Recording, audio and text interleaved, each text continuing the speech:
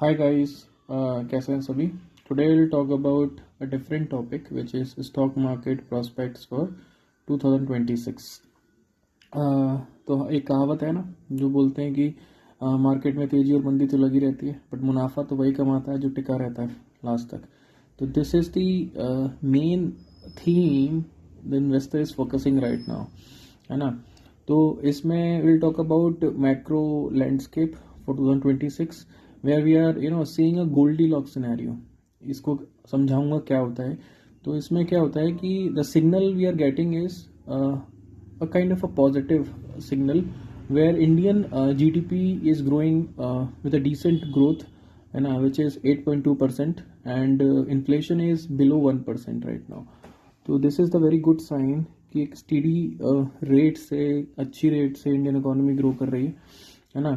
इसके इम्प्लीकेशंस क्या हैं कि Indian economy seems to be a sweet spot basically, क्योंकि एक इक्वेशन होता है जहाँ पे high growth plus low inflation it's a basic for the any kind of a bull market. तो उस हिसाब से देखा जाए तो काफ़ी अच्छे स्पॉट में अभी हम लोग बने हुए हैं, है ना. बट कहते नहीं है कि where there is good things bad things also exist. So will talk about some global pivots, है ना. तो उसमें क्या है, हम रिसेंटली देखा कि bank of England has also cut interest rates, and US Fed has also cut the interest rate. Basically दोनों कंट्रीज में एक रेट कटिंग साइकिल चालू हो चुकी है. Rates are being cut, interest rates are being cut. तो एक अच्छी चीज़ है. ग्लोबल ये दिखाता है कि ग्लोबल जो लिक्विडिटी है वो मार्केट में वापस आने वाली है. जो बड़ी मार्केट्स हैं, यूएस है एंड यूरोपियन मार्केट्स हैं, वहाँ पे उनकी बैंक्स इंटरेस्ट रेट कट करना चालू कर दी हैं. So liquidity is coming back to the markets there and can come to emerging markets like India as well, है ना. तो इसमें एक अभी रिस्क भी है. हम ये भी समझेंगे क्या रिस्क है इंडियन मार्केट्स के लिए और इमर्जिंग मार्केट्स के लिए. अभी ये रिसेंटली आप लोग सोच रहे होंगे कि आप लोगों को मालूम होगा एक काफ़ी प्रिवेलिंग इशू था which is yen carry trade. Yen Japanese currency है, तो येन कैरी ट्रेड काफ़ी बीच में चल रहा था. वो अभी भी ऑनगोइंग इशू है. उसमें क्या होता था कि हम जानते हैं जापान ने काफ़ी लंबे टाइम तक, डिकेड्स तक एक लो interest rates, zero interest rates पे काम किया है, ठीक है ना. तो वहाँ पे जीरो इंटरेस्ट रेट फ्रेमवर्क था कि people who wanted to borrow the money from Japan banks they use to borrow with zero interest rates.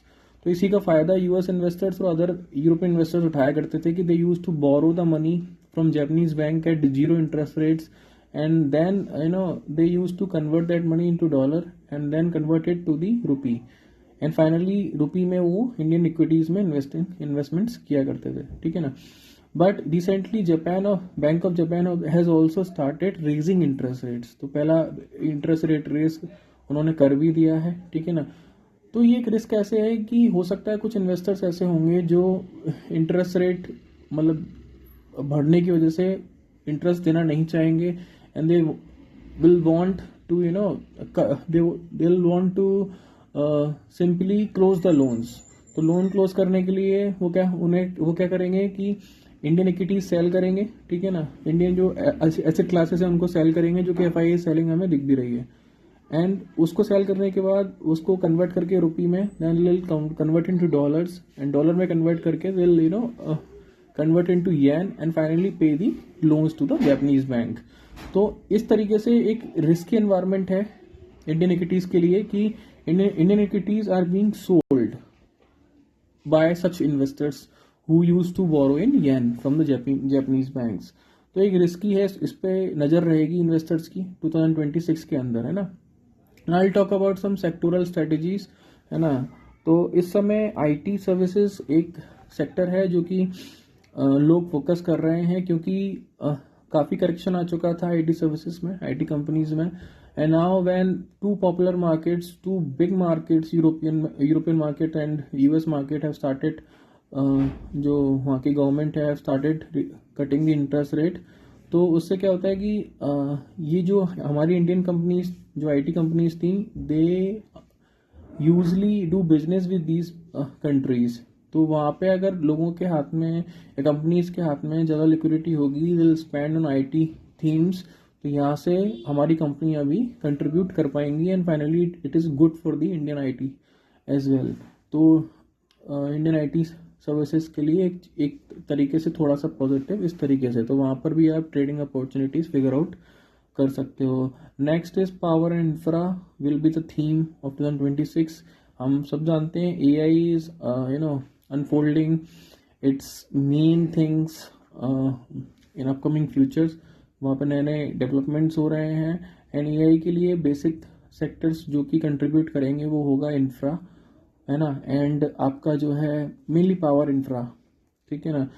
तो हम जानते हैं कि AI के लिए एनर्जी की नीड्स काफ़ी हाई हैं, ठीक है ना, मैसिव इलेक्ट्रिसिटी नीडेड है और प्लस डेटा सेंटर्स भी बनाए जाएंगे, ठीक है ना।